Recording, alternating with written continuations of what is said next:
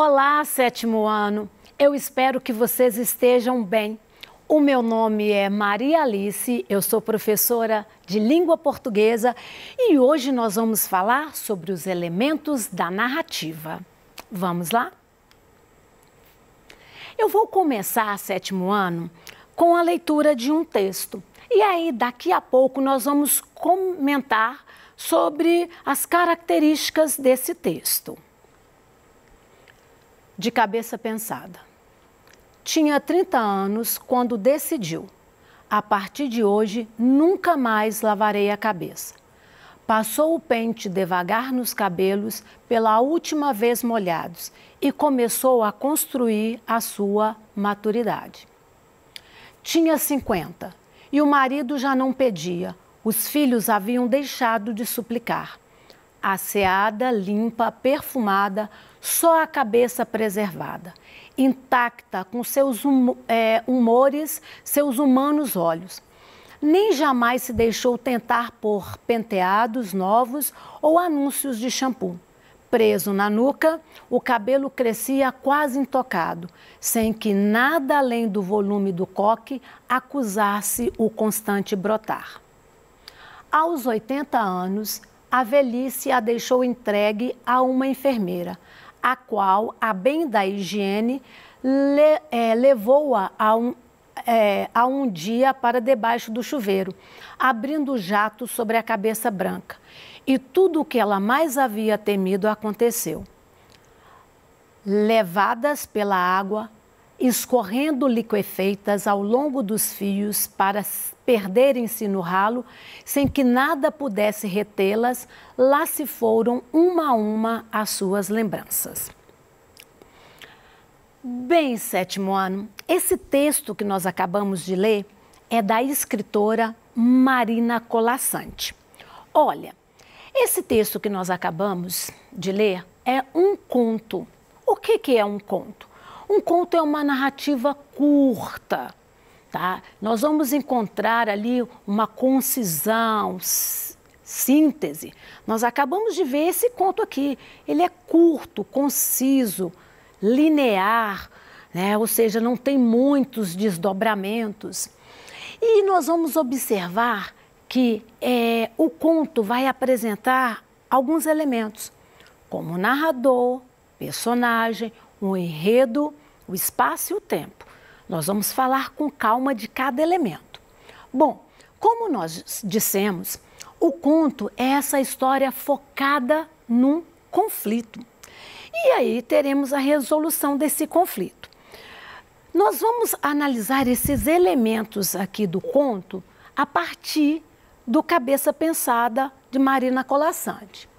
Então vamos começar com o foco narrativo. Olha só, nós vimos que o conto ele se trata de uma narrativa ficcional, ou seja, algo que foi imaginado, foi produzido, foi inventado. Ficcional é diferente de fato, de vida real, ok? Bom, então nós vamos observar que nós temos esse foco narrativo. O narrador se posiciona. Ele pode se posicionar na primeira pessoa, ou seja, vai narrar aquilo que acontece com ele. Ou ele pode se posicionar na terceira pessoa, narrar aquilo que acontece com o outro. No caso do conto que nós acabamos de ler, o nosso foco narrativo é na terceira pessoa. Nós vamos observar que esse narrador conta, relata aquilo que acontece com a mulher, que decide não lavar mais os cabelos. Gente, é claro que esse texto aqui como nós vimos, é uma história ficcional, tem ali uma mensagem. Tanto é que essa questão mesmo simbólica, né? A questão das memórias da mulher está associada à questão de lavar os cabelos. Então, nós vamos ler isso nas entrelinhas, é simbólico, é ficção. Bom, então nós vimos que o foco narrativo é de terceira pessoa. Para que essa situação fique mais fixa, vamos ver mais dois exemplos. Bom, Uma noite destas, vindo da cidade para o Engenho Novo, encontrei no trem da Central um rapaz aqui do bairro, que eu conheço de vista e de chapéu.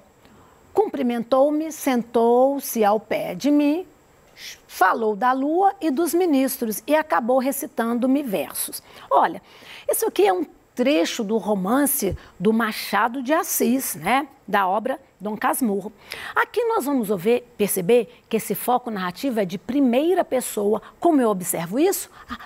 Eu tenho, encontrei, eu conheço. Então nós estamos vendo que o narrador conta aquilo que está acontecendo com ele. Mais um exemplo. Rubião lembrou-se de Santa Teresa, daquela famosa noite da conversação com Sofia, e sentiu correr-lhe um frio pelas costas. Mas a voz do major não tinha nenhum sarcasmo, tampouco era animada de interesse. Olha, aqui nós vamos ver que o narrador conta na terceira pessoa, o foco narrativo é terceira pessoa. Ele conta aquilo que acontece com o outro. Rubião lembrou, tá vendo? Terceira pessoa. Esse trecho que nós acabamos de ler é do romance Quincas Borba, também do Machado de Assis. Eu acho que sétimo ano, a questão do foco narrativo ficou tranquila, não ficou? Né? Primeira, segunda, terceira pessoa. Bem, já que nós estamos falando, né, de narrador, o narrador, então, é aquele que conta a história. É ele que vai apresentar as personagens, as ações, né? E essa história vai se passar num determinado tempo e num determinado lugar. Então, nós temos aí o narrador, aquele que conta essa história. Bom, como nós já sabemos, né? O narrador, ele pode ser um narrador personagem, conta aquilo que acontece com ele. Esse narrador, ele pode ser protagonista, ou seja, o principal, ou ele pode ser coadjuvante, ou seja, secundário, tá? Às vezes nós temos narradores que não participam da história, eles vão apenas relatar os acontecimentos. Daqui a pouco nós vamos ver mais detalhes desse tipo de narrador. Bom, voltando a esse narrador que é um eu, então eu tenho o narrador protagonista, ele é a personagem principal. E nós temos o narrador testemunha, que é aquele secundário, coadjuvante. Ele conta uma história que aconteceu com outro. Ele participou, mas ele é secundário. Nós podemos ter como exemplo o seguinte, eu falo assim, ó, olha o protagonista. Eu, essa manhã, saí de casa apressadamente. E fui para o trabalho. Olha, eu sou protagonista. No testemunha, eu falo assim, eu saí de casa essa manhã, apressadamente, fui para o trabalho e encontrei com a minha amiga que deu uma aula sobre os elementos da narrativa. A minha amiga explicou o que era narrador, personagem, tempo, espaço. Vocês perceberam que aqui eu participo, né? Só que eu não sou o principal, porque o principal é a minha amiga que está dando a aula, ok? Bom, nós temos um narrador que não participa das ações, né? Ele não participa ali dos fatos, ele é externo. E aí eu tenho dois tipos também. O narrador observador é aquele que observa a ação sem penetrar, né, no universo aí das personagens. E eu tenho um narrador onisciente, é aquele que sabe tudo, ele inclusive sabe dos sentimentos das personagens. Vou dar um exemplo. Narrador observador. Ela caminhava pela rua deserta naquela manhã de frio. Esse é o observador, ele só está narrando aquilo que ele está vendo. Uma mulher caminhando, né, numa manhã. O onisciente narraria assim, ela caminhava pela rua deserta, e estava muito preocupada com as coisas que iriam acontecer naquele dia, pois ela iria a uma entrevista de emprego e ela estava muito nervosa. Olha, aqui o narrador onisciente sabe até o que a personagem está pensando. O observador apenas descreveu ela caminhando na rua. O onisciente descreveu ela caminhando na rua e o que ela estava sentindo. Bem, nós temos as personagens. As personagens são esses seres que agem na narrativa. As ações giram em torno das personagens. Como eu já disse, quando a personagem é principal, é chamada de protagonista. Muitas vezes, gente, numa narrativa, a gente tem uma personagem que ela é opositora, ela é adversária, ela tem comportamentos, está contra a nossa personagem principal. Ela é chamada de antagonista. Antagonista de antônimo, de contrário, ok? Bem, nós estamos vendo que as personagens, elas podem ser esféricas, ou seja, são aquelas personagens que nos surpreendem.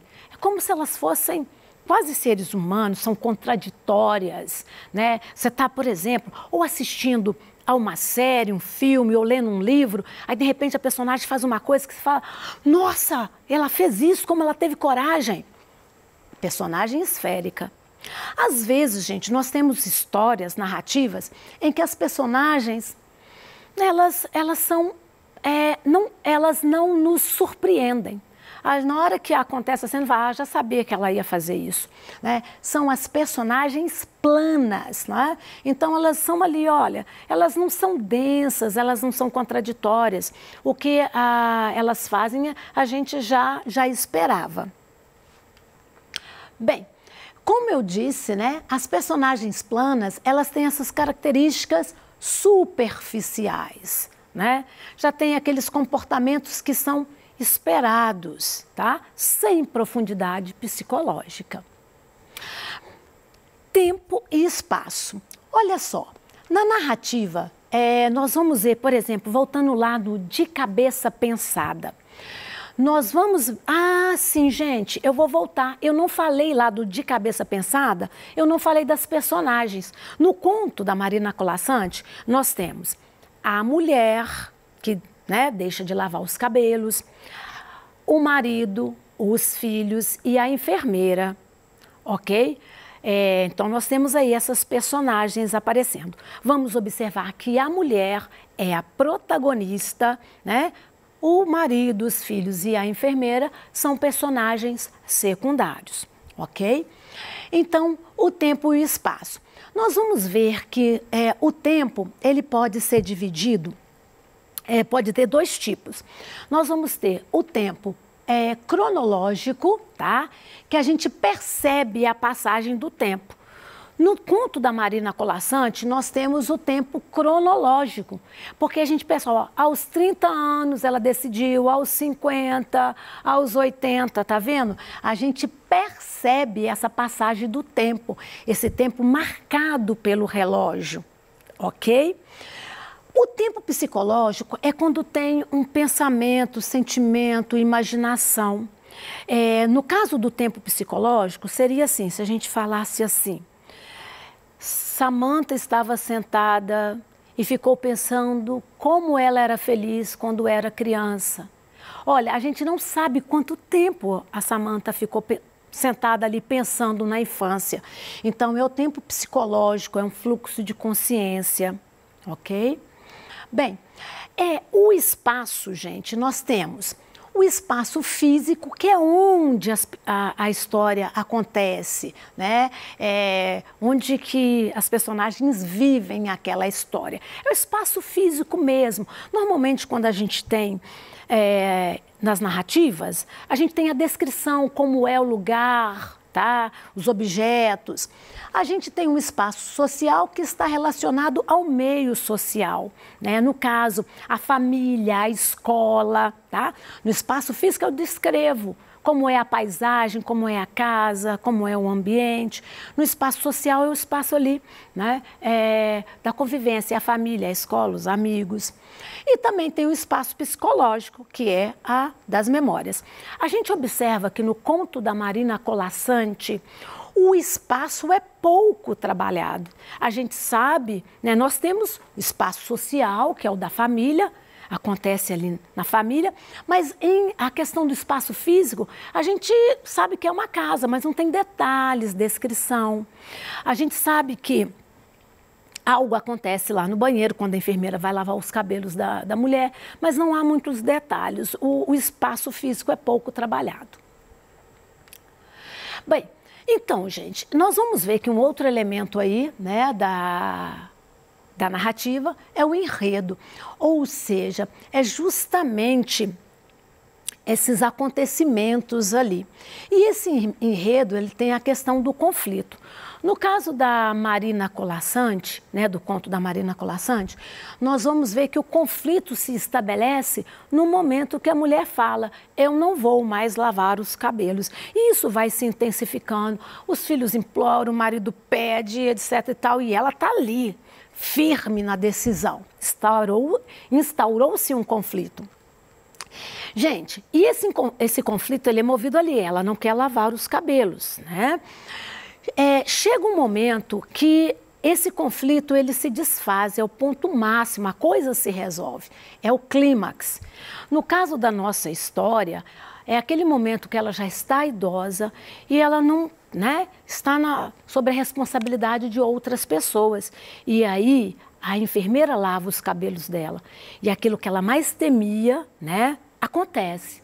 Ela perde as lembranças, né? Mas nós vimos que isso é simbólico. Bom, então, chegado o conflito, a nossa história, ela se encaminha para o desfecho. Nós vimos isso, né? Que o desfecho ali do conto da Marina Colasanti fala: o que ela mais temia aconteceu. Ela perde as lembranças. Ela perde as lembranças, né? Aqui, como nós vimos, tem essa questão mesmo da gente refletir, né? Na nossa vida real, muitas vezes a gente tem as lembranças, mas a gente não vive só de lembrança, ou às vezes até vive, tem algumas pessoas que ficam muito presas ao passado, vivendo de lembrança. As pessoas são complexas, né? Então a gente vai ver que o conto nos leva a refletir sobre essa questão da vida real, das lembranças, aquilo que a gente quer preservar, não é? Bem, como nós vimos hoje, né, trabalhamos os elementos da narrativa. Então, nós vimos que nós temos, né, o espaço onde acontece, ele pode ser físico ou psicológico, o enredo, que é a trama em si, os acontecimentos, o tempo, né, que pode ser cronológico ou psicológico, as personagens, né, que são esses seres que agem ali, e esse narrador que vai ali contar, conduzir essa história. Esses são os elementos essenciais da narrativa. Sempre quando nós temos aí um texto narrativo, nós vamos encontrar esses elementos, ok? Às vezes com maior ou com menor intensidade. Bom, gente, para preparar essa aula, eu usei a obra Língua Portuguesa, né, Linguagem e Interação, e também consultei o site que tratou dos elementos da narrativa. Bem, gente, olha, ao longo aí da semana vocês realizaram várias atividades que vão, né, pedir de vocês aí o conhecimento desses elementos. Eu espero que vocês tenham compreendido bem e nós nos encontramos na próxima aula. Tenha uma boa semana.